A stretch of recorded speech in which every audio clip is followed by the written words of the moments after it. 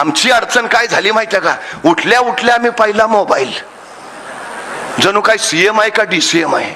नाही, रात्री काय झालंय महाराष्ट्रात कळलं पाहिजे. आणि काय बघणार, मेसेज गुड मॉर्निंग, गुलाबाची लाल फुलं.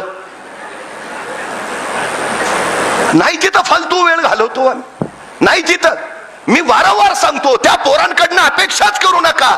ज्या पोरांच्या आई बापाच्या हातात मोबाईल आहे त्यांच्या पोरांच्या हातात मोबाईलच असणार. तुम्ही पुस्तक यायची अपेक्षा करूच नका. आई बापाच्या हातात पुस्तक आलं ना, पोरांच्या हातात आपोआप पुस्तक येतं.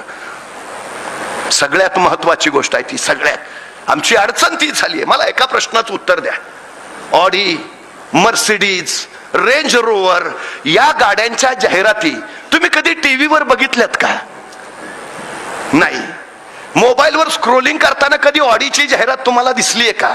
नाही. का नसतात माहिती आहे? टीव्ही बघत फालतू वेळ घालवणारे ऑडी घ्यायच्या पात्रतेचेच नसतात हे त्या कंपनीला माहिती आहे.